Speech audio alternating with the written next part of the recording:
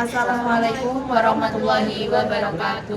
Halo teman-teman semuanya, di sini kami dari kelompok 7 akan melakukan wawancara dengan beberapa narasumber terkait masalah-masalah yang ada di Indonesia, terkhususnya masalah-masalah yang eh, bertentangan dengan nilai-nilai Pancasila. Sebelum memasuki video wawancaranya, perkenalkan terlebih dahulu dengan saya Naila Paranabila dengan NIM akhir 4071 dari Prodi Pendidikan IPA.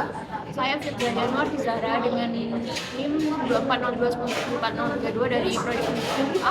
Saya Retno Dasari dengan NIM 2402 dari Prodi Pendidikan IPA. Baik, tanpa berlama-lama, langsung saja kita mulai sesi wawancaranya. Ikutin terus ya. Jadi teman-teman, di sini kami sudah bersama dengan narasumber satu. Kalau boleh tahu dengan kakak siapa?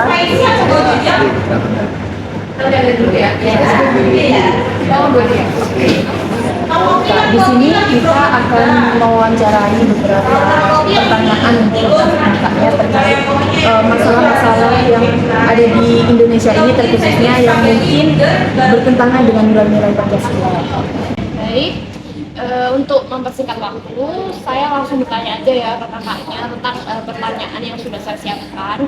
Baik, apa nih menurut pendapat kakak mengenai kasus pelanggaran kelompok minoritas kak yang membangun rumah ibadah di lingkungan mayoritas Islam? Kan ada tuh kan di kayaknya sih di Medan ya kalau nggak salah itu apakah kasus semacam ini pernah terjadi nih di lingkungan kakaknya? Dan kalaupun itu terjadi, apa nih saran atau pendapat atau mungkin solusi yang bisa kakaknya sampaikan?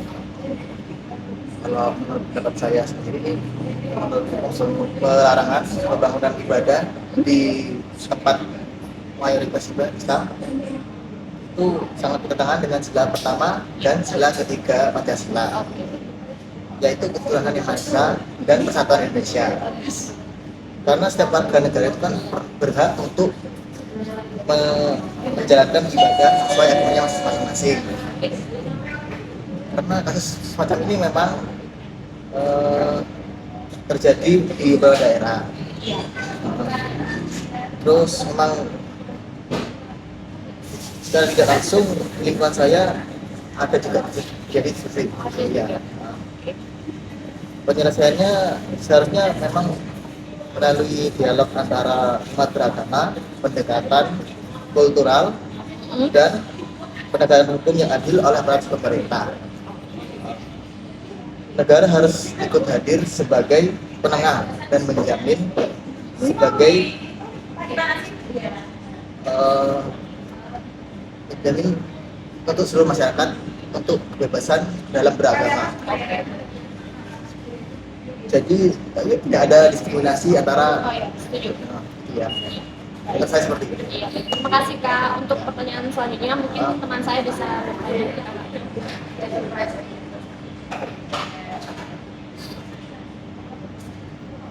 Untuk pertanyaan selanjutnya itu Kak, salah satu sila Pancasila adalah kan persatuan. Menurut Kakak, bagaimana sikap toleransi terhadap LGBT dapat mengancam persatuan bangsa dan gimana solusinya? Untuk sikap intoleransi terhadap LGBT dapat menimbulkan perpecahan menurut saya, karena ini bertentangan dengan persatuan yang ditunjuk dalam sila ketiga Pancasila. Ketika suatu kelompok masyarakat merasa dikucilkan, manusia akan merasakan konflik sosial, diskriminasi, dan perasaan tidak aman. Padahal persatuan bangsa itu harusnya dibangun di atas dasar saling menghargai dan saling menghormati perbedaan, termasuk orientasi seksual. Negara itu sendiri seharusnya hadir dalam berlindung sebagai rakyat tanpa terkecuali. Menurut saya seperti itu. Baik, terima kasih nih untuk kakaknya sudah berkenan untuk kami wawancarai. Mungkin itu saja ya pertanyaan dari kami. Terima kasih banyak kakaknya. Oke teman-teman, di sini kami sudah bersama dengan narasumber yang kedua. Mungkin kakaknya bisa perkenalan diri terlebih dahulu. Nama saya Dimas, saya sebagai karyawan swasta. Di sini sama ya Kak, kita akan menanyakan beberapa pertanyaan terkait masalah-masalah yang menyimpang dari nilai-nilai Pancasila. Mungkin pertanyaannya bisa disampaikan. Baik, terima kasih untuk Kak Dimas karena udah mau dan berkenan kami wawancarai. Langsung aja ke pertanyaan yang pertama, Kak. Oke, kan yang dulu tuh booming banget nih tentang website Peduli Lindungi yang dibobol tuh, yang tiba-tiba jadi akun judul. Oke, pertanyaannya, apa pendapat Kakak tentang insiden pembobolan website untuk Peduli Lindungi ini? Dan bagaimana hal ini mencerminkan tanggung jawab pemerintah di dalam melindungi data warga sejalan dengan inklusi Pancasila nih, Kak? Kalau untuk pemilihan website ya, menurut saya meskipun tujuannya untuk memperingatkan dan melindungi, tetap merupakan tindakan ilegal dan dapat membahayakan keamanan digital nasional. Pemerintah memiliki tanggung jawab besar dalam menjaga data pribadi warganya dan sesuai dengan sila kelima Pancasila, yaitu keadilan sosial bagi seluruh rakyat Indonesia. Jika data warga tidak aman, maka keadilan dan hak privasi mereka terganggu.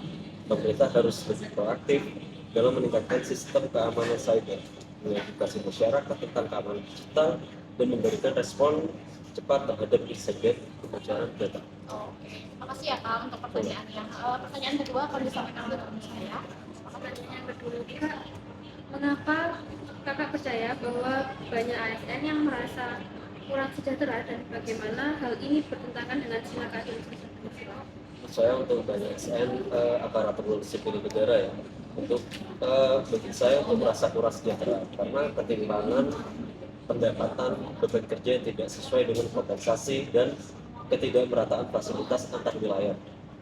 Hal ini bertentangan dengan sila kelima Pancasila yang menjunjung keadilan sosial bagi seluruh rakyat Indonesia. Jika para ASN yang merupakan ujung tombak pelayanan publik tidak merasa sejahtera, maka hal ini akan berdampak pada kualitas pelayanan kepada masyarakat. Pemerintah melakukan pelayanan kepada masyarakat. Pemerintah perlu melakukan evaluasi dan perbaikan sistem penggajian dan tunjangan ASN agar menciptakan keadilan sosial yang sesungguhnya. Terus saja Kak, jawabannya. Oh, oke. Baik, terima kasih untuk Kak Dimas karena udah mau kita wawancarai. Mungkin itu saja Kak pertanyaan dari kami. Kami sampaikan terima kasih banyak. Oke, baik teman-teman. Di sini kami sudah menyelesaikan wawancara kami dengan dua narasumber tadi. Sekian dari kami. Assalamualaikum warahmatullahi wabarakatuh. Dadah.